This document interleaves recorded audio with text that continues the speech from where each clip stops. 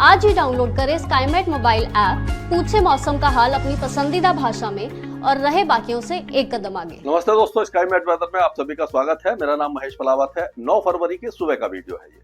तो अगले कुछ दिनों का मौसम के बारे में ही डिस्कस करेंगे, जैसे हर वीडियो में किया जाता है। और अगर देखा जाए तो इस बार गर्मी थोड़ा सा जल्दी आ रही है ऐसा लग रहा है, और सर्दी भी काफी कम पड़ी है। हालांकि ये जो उतार चढ़ाव होता है कि लगता है कि अब गर्मी आ गई है, उसके बाद फिर से टेम्परेचर गिरते हैं, तो यही नुकसान का मतलब होता है, सबब होता है, और इसी में बीमारी हो जाती है। आपने देखा होगा कि अचानक ही मतलब ये टेम्परेचर फिर से गिरे थे, और जो डबल डिजिट में 12, 13 और 11 डिग्री के आसपास टेम्परेचर थे जो उत्तर भारत में, वो 5-6 डिग्री तक आ गए थे। अभी भी कुछ इलाकों में सिंगल डिजिट में टेम्परेचर बने हुए, मिनिमम टेम्परेचर। अब धीरे धीरे टेम्परेचर फिर से बढ़ेंगे।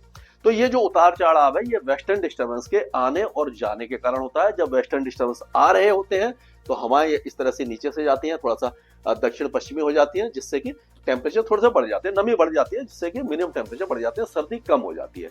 जब वेस्टर्न डिस्टर्बेंस आगे चले जाते हैं, फिर उत्तरी हवाएं चलती हैं, उत्तर पश्चिमी हवाएं चलती हैं जो पहाड़ों से आती हैं, फिर से टेम्परेचर गिर जाते हैं। तो ये उतार चढ़ाव आगे होता रहेगा फरवरी के आखिर तक, लेकिन इसमें जो गिरावट है टेम्परेचर की, वो धीरे धीरे कम होती जाएगी। यानी सर्दी जो हवाओं में, वो ठंडक जो है वो कम होती जाएगी। तो यही है जैसे जैसे हम आगे बढ़ते हैं। और जो पहले भी मैंने कई वीडियो में आपको बताया कि जो क्लाइमेट जो शिफ्ट हो रहा है हमारा, तो सर्दियां आपने देखा होगा कि पहले अक्टूबर से ही आना शुरू हो जाती थी, और नवंबर का मुझे याद है कि जब हम स्कूल में पढ़ते थे, और अब तो मेरे बच्चे काफी बड़े हो गए, जब बच्चे हमारे छोटे थे तो 5 नवंबर से उत्तर भारत में, खास करके दिल्ली एनसीआर की बात करें, तो 5 नवंबर से विंटर यूनिफॉर्म शुरू हो जाती थी स्कूलों में।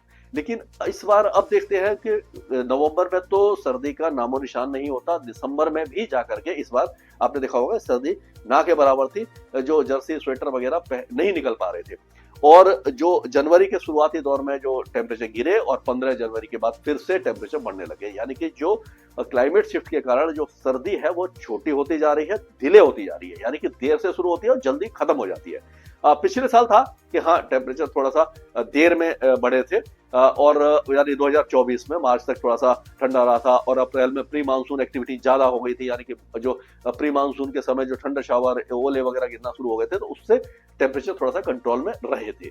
लेकिन अब लग रहा है कि टेम्परेचर जल्दी बढ़ेंगे, और जो बसंत ऋतु है, सर्दी के बाद जो बसंत ऋतु आती है, वो छोटी होती जा रही है। तो जो सुहावना मौसम होता था फरवरी और मार्च में, वो दिखाई नहीं दे रहा है। अब गर्मी में सीधे हम आ जाते हैं। तो आगे चलते हैं। तो वेस्टर्न डिस्टर्बेंस है, एक तो निकल रहा है, दूसरा फिर से आ रहा है। तो इनके कारण क्या होगा कि ये जो गिलगित बाल्टिस्तान, मुजफ्फराबाद और उत्तरी अफगानिस्तान और उत्तरी पाकिस्तान, यहाँ पर तो स्नोफॉल और बारिश होगी। जम्मू कश्मीर में के ऊंचे पहाड़ों पर स्नोफॉल हो सकता है, हिमाचल के भी ऊंचे पहाड़ों पर हल्का स्नोफॉल होगा। जम्मू कश्मीर और लद्दाख में ज्यादा, हिमाचल में कम, और उत्तराखंड में ना के बराबर। यानी कि बहुत ही कम चांसेज है ऊंचे पहाड़ों पर बहुत हल्का स्नोफॉल या बारिश होने की। और उत्तर भारत में इन वेस्टर्न डिस्टर्बेंसेस का कोई खास असर नहीं होगा। क्यों नहीं होगा? क्योंकि इनमें ज्यादा ताकत नहीं है, ये प्रेत चक्रवाती हवाओं का क्षेत्र नहीं बना पाएंगे, दोनों समुद्र से नमी वाली हवाएं नहीं आएंगी, तो यहाँ बादल नहीं बनेंगे, तो बारिश नहीं होगी। इस समय जो बादल बन रहे हैं वो मीडियम और हाई क्लाउड है, जो पिछले वीडियो में मैंने बताया था। ये मीडियम जो क्लाउड होते हैं, अल्टो क्यूमुलस और अल्टो क्यूमुलस होते हैं, जो मीडियम क्लाउड होते हैं, और हाई क्लाउड जो सीरस और सीरो क्यूमुलस और सीरो स्टेटस होते हैं, ये बारिश नहीं देते। ये 10 से 12,000 14,000 फीट का होते हैं मीडियम क्लाउड, और जो हाई क्लाउड होते हैं वो 20 से 25,000, कभी कभी 30,000 फीट तक होते हैं। तो ये बारिश के बादल नहीं होते, तो इससे बारिश नहीं होने वाली है। तो एंटी साइक्लोन एक विदर्भ के आसपास है, एक एंटी साइक्लोन अरब सागर पे है, यानी कि यहाँ पर हवा नीचे की तरफ आ रही है, तो यहाँ तो बिल्कुल भी बारिश की संभावना नहीं है। एक साइक्लोनिक सर्कुलेशन उत्तर पूर्वी असम में है, तो उत्तर पूर्वी असम और अरुणाचल प्रदेश में हल्की बारिश हो सकती है। वेस्टर्न डिस्टर्बेंस के प्रभाव से, और ये इंडो साइक्लोनिक सर्कुलेशन पाकिस्तान पर है, तो ये पहाड़ों पर स्नोफॉल हो सकता है, बारिश हो सकती है। बाकी इलाके सूखे रहेंगे। और अगर ये देखिए तो इस तरह का वेदर रहेगा, यहाँ पर हल्का हल्का ये बारिश है, यहाँ पर बारिश है, स्नोफॉल है, और ये कल भी इसी तरह का है। 12 तारीख तक इसी तरह का माहौल रहने वाला है, कोई खास चेंजेस नहीं दिखाई देंगे। अब आपको देखेंगे बारिश, ये जो हवाएं हैं, तो हवा, ये उत्तर भारत का ये हवा का मैप, मतलब ये विंड्स का मैप है। इसमें हम देखेंगे अभी जो हवा काफी ज्यादा तेज चल रही थी, वो थोड़ी सी कम हुई है। पहले तो ऐसा 25-30 किलोमीटर प्रति घंटा की रफ्तार से भी दिल्ली में हवा चली थी, जिससे कि पोल्यूशन काफी हट गया था। तो ये 12 तारीख से एक बार फिर ये जो आप देख रहे हैं, जो नीला कलर देख रहे हैं, इसका मतलब है कि ये 20 से 25 किलोमीटर प्रति घंटा की रफ्तार से कुछ इलाकों में हरियाणा, दिल्ली, उत्तर प्रदेश, बिहार, ये सारे इलाके ऊपर वाले पश्चिम बंगाल तक जो हवाएं हैं उत्तर पश्चिम दिशा से बहुत तेजी से चलेंगी, यानी कि स्ट्रॉन्ग विंड रहेंगी और धूल भरी हवाएं भी हो सकती हैं। तो कुल मिलाकर के कहा जा सकता है कि यहाँ पर कोई वेदर सिस्टम नहीं बनना, तो बारिश की संभावना अगले पूरे सप्ताह तक दिखाई नहीं दे रही है।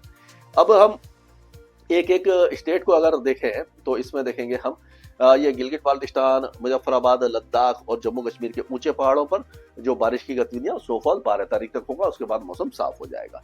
हिमाचल प्रदेश के जो चंबा है, लाहौल स्पीति है, यहीं पर बारिश और स्नोफॉल होगा, बाकी इलाकों में चांसेस बहुत कम दिखाई दे रहे हैं। धर्मशाला वगैरह के ऊंचे पहाड़ों पर भी स्नोफॉल हो सकता है, लेकिन धर्मशाला में बारिश ही होगी, बाकी कोई वेदर एक्टिविटी दिखाई नहीं देगी। उसके धर्मशाला के नीचे वाले इलाके लगभग शुष्क रहेंगे।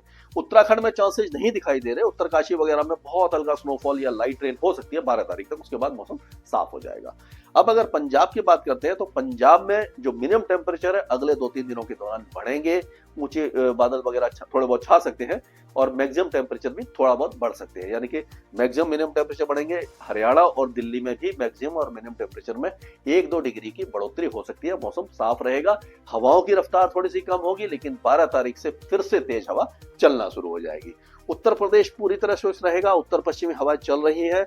सुबह के समय धुंध और कुहासा कहीं कहीं छा रहा है, अब वो कोहरा वगैरह बिल्कुल भी नहीं है, टेम्परेचर बढ़ रहे हैं। प्रयागराज और उसके आसपास के इलाकों में भी दिन में गर्मी रहेगी, सुबह के समय कड़ाके की सर्दी जो पड़ रही थी, धुंध कुहासा, वो पूरी तरह से हट जाएगा।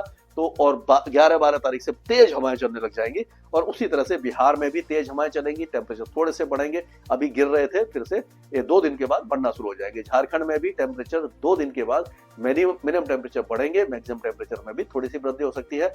उप हिमालय पश्चिम बंगाल और पूरे पश्चिम बंगाल में भी जो टेम्परेचर गिरे थे, खासकर मिनिमम टेम्परेचर में गिरावट जो दर्ज हुई थी, वो 1-2 दिनों में फिर से बढ़ना शुरू हो जाएगी। पूर्वोत्तर राज्यों की अगर बात करते हैं तो अरुणाचल प्रदेश और पूर्वी असम में हल्की बारिश होगी, बाकी सारे इलाके सूखे रहेंगे। सिक्किम में 1-2 स्थानों पर बूंदाबांदी हो सकती है और बादल छा सकते हैं। अब अगर हम राजस्थान की बात करें तो राजस्थान में भी जो मौसम है पूरी तरह शुष्क है। अब यहाँ पर भी मैक्सिमम और मिनिमम टेम्परेचर बढ़ेंगे, सर्दी का नामो निशान खत्म हो जाएगा। सुबह और शाम की सर्दी थोड़ी बहुत रहेगी कुछ इलाकों में, लेकिन वो भी केवल गंगानगर, बीकानेर, चुरू और सीकर वगैरह, अलवर, भरतपुर, इसी इलाके में, बाकी इलाकों में टेम्परेचर और ज्यादा बढ़ जाएंगे। मध्य प्रदेश पूरी तरह शुष्क रहेगा, यहाँ पर कोई वेदर एक्टिविटी नहीं है। छत्तीसगढ़ और उड़ीसा में भी कोई मौसमी गतिविधि आपको दिखाई नहीं देगी।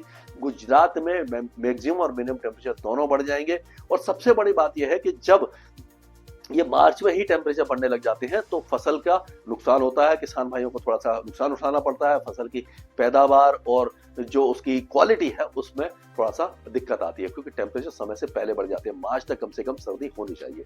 और अगर महाराष्ट्र की बात करें तो महाराष्ट्र में भी, क्योंकि हवाएं जो है वो वहां से ऊपर से नहीं आ रही, यहाँ तक तो आ रही हैं विदर्भ तक, उसके बाद में फिर से ये जो बंगाल की खाड़ी से हवाएं आएंगी वो टेम्परेचर बढ़ा देंगे।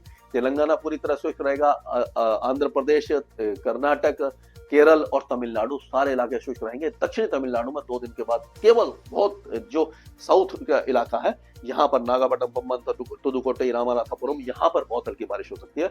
लक्षद्वीप और अंडमान और निकोबार द्वीप समूह में भी किसी भी तरह की मौसमी गतिविधि हमें दिखाई नहीं दे रही है। तो कुल मिलाकर के कहा जा सकता है कि पूरे भारत का मौसम शुष्क रहेगा। पहाड़ों पर अगले 3 दिनों के दौरान, 9, 10, 11, 12, 4 दिनों के दौरान बर्फबारी हो सकती है ऊंचे पहाड़ों पर।